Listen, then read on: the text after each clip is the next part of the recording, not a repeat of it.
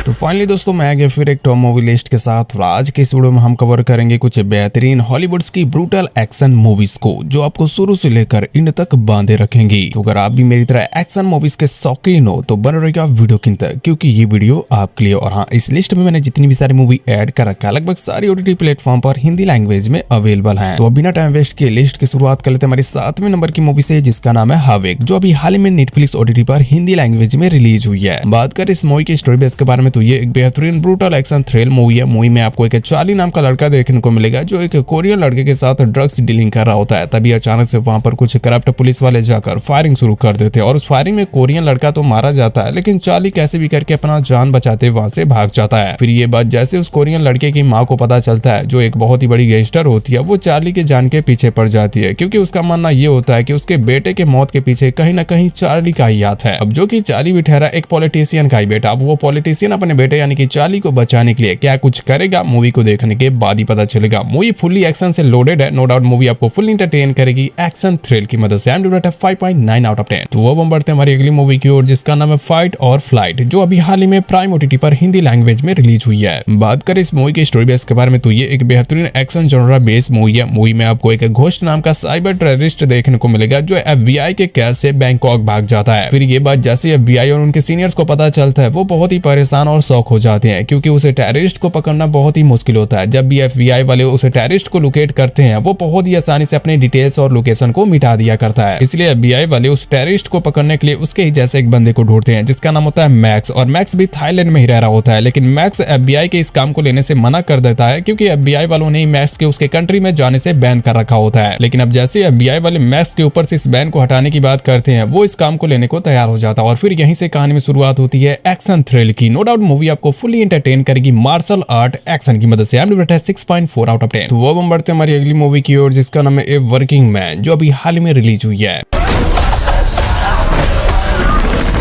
बात करें इस मूवी की स्टोरी बेस के बारे में तो ये एक action thrill genre base movie है। मूवी में आपको एक जानी नाम की लड़की देखने को मिलेगी जो एक रात पार्टी करके घर लौट रही होती है। तभी अचानक से कुछ लोग उसे किडनैप कर ले जाते हैं और फिर ये बात जब उसके डैड को पता चलती है तो उसके डैड पुलिस में जाकर कंप्लेन करते हैं। लेकिन अब कंप्लेन करने के बाद भी जेनी के डैड अपनी बेटी को लेकर बहुत ही परेशान होते हैं और इसलिए वो जेनी को ढूंढने के लिए एक अलग ही बंदे को हायर करते हैं जिसका नाम होता है विलियम। दरअसल विलियम एक रिटायर्ड मिलिट्री ऑफिसर होता है और वो जेनी के डैड के कंस्ट्रक्शन कंपनी में काम कर रहा होता है और इसलिए वो इस काम को लेने को तैयार भी हो जाता है। तो फिर क्या यहीं से कहानी में शुरुआत होती है एक्शन थ्रिल की। अब बात कर लेते हैं इस मूवी के IMDb रेट के बारे में तो मूवी का IMDb है 5.6 आउट ऑफ 10। और हाँ, इस मूवी को एंजॉय करने के लिए आपको मोस्ट पावरफुल इंजन यानी कि गूगल का सहारा लेना होगा। तो वो हम बढ़ते हैं हमारी अगली मूवी की ओर जिसका नाम है वीकेंड इन तेपी, जो 2024 में आई थी। बात कर इस मूवी के स्टोरी बेस के बारे में तो ये एक martial art action thrill genre based movie है। मूवी में आपको एक रेमंड नाम का छोटा सा लड़का देखने को मिलेगा जो अपने ही डैड के सारी ड्रग्स स्मगलिंग डिटेल्स एक जॉन नाम के DA एजेंट्स को सेंड कर देता है। दरअसल रेमंड मजबूरन अपने सौतेले पिता के पास रह रहा होता है जो उसे और उसकी माँ को बहुत ही ज्यादा टॉर्चर किया करता है और इसलिए वो कैसे भी करके अपने पिता से छुटकारा पाने की फिराक में होता है और इसलिए वो अपने पिता को जेल भेजने के लिए उसके सारे क्राइम रिकॉर्ड्स को जॉन के पास भेज देता है। लेकिन अब ये बात जैसे रेनॉल्ड के पिता को पता चलता है जिसका नाम जेनी होता है, वो रेनॉल्ड और उसकी माँ के जान के पीछे पड़ जाता है और फिर यहीं से कहानी में शुरुआत होती है मार्शल आर्ट एक्शन की। मूवी का IMDb है 5.7 आउट ऑफ 10। वो हम बढ़ते हैं हमारी अगली मूवी की ओर जिसका नाम है द विलेनियस, जो 2017 में आई थी। बात करें इस मूवी के स्टोरी बेस के बारे में तो ये एक brutal action thrill genre base movie है। मूवी में आपको एक सुखी नाम की लड़की देखने को मिलेगी जिसके डैड को कुछ लोग उसके सामने ही गोली मार देते हैं और उस वक्त सुखी बहुत ही छोटी होती है। लेकिन फिर कुछ ही समय बीतने के बाद जब सुखी बड़ी होती है तो वो अपने डैड के बदले को पूरा करने के लिए एक सीक्रेट किलिंग एजेंसी को ज्वाइन करती है और फिर वो वहां पर ट्रेनिंग लेकर अपने डैड के बदले को पूरा कर लेती है। लेकिन अब कहानी में ट्विस्ट तो तब आता है जब सुखी अपने बदले को पूरा करने के बाद उस किलिंग एजेंसी को छोड़ने की बात करती है तो उस एजेंसी का सीनियर सुखी के सामने एक कॉन्ट्रैक्ट रखता है और वो होता है उसके एक्स हस्बैंड को गोली मारना और वो ऐसा करके ही उस एजेंसी को छोड़ सकती है। तो फिर क्या अब आपको इस मूवी को देखने के बाद ही पता चलेगा क्या सुखी इस कॉन्ट्रैक्ट को लेने को तैयार होगी या फिर इस किलिंग एजेंसी के ही खिलाफ बगावत कर देगी। मूवी का IMDb है 6.6 आउट ऑफ 10। तो वो हम बढ़ते हैं हमारी अगली मूवी की ओर जिसका नाम है 3 Day to Kill, जो 2014 में आई थी। बात कर इस मूवी की स्टोरी बेस के बारे में तो ये एक action thrill genre base movie है। मूवी में आपको एक इथन नाम का CIA एजेंट देखने को मिलेगा जो जल्दी अपने गंभीर बीमारी की वजह से मरने वाला होता है और इस वजह से CIA वाले उसे रिटायरमेंट भी दे देते हैं और फिर ईथन अपने कंट्री वापस आकर फिर से अपनी बची हुई लाइफ जीने लगता है। लेकिन फिर कहानी में ट्विस्ट तो तब आता है जब एक दिन ईथन मार्केट से घर की ओर लौट रहा होता है, तभी उसकी मुलाकात एक इवान नाम की लड़की से होती है जो उसे एक मेडिसिन दिखाती है और वो उसे बताती है अगर वो उसके दिए हुए मिशन को पूरा करे तो फिर वो इस मेडिसिन की मदद से खुद को ठीक कर सकता है। तो फिर क्या ईथन बिना कुछ सोचे मेडिसिन के बदले इस मिशन को पूरा करने को तैयार हो जाता है। लेकिन ये इतना भी आसान नहीं होता है, क्योंकि इस मिशन को पूरा करने के लिए ईथन को एक उल्फ नाम के जर्मन टेररिस्ट को मारना होगा जो आसपास के शहरों में जल्दी बॉम्ब की डीलिंग करने वाला होता है। अब क्या ईथन अपनी जान बचाने के चक्कर में उस पावरफुल जर्मन टेररिस्ट को मार पाएगा या खुद ही मारा जाएगा, मूवी को देखने के बाद ही पता चलेगा। मूवी का रेटिंग है 6.2 आउट ऑफ 10। तो अब हम बढ़ते हैं हमारी अगली मूवी की ओर, जिसका नाम है the good the bad the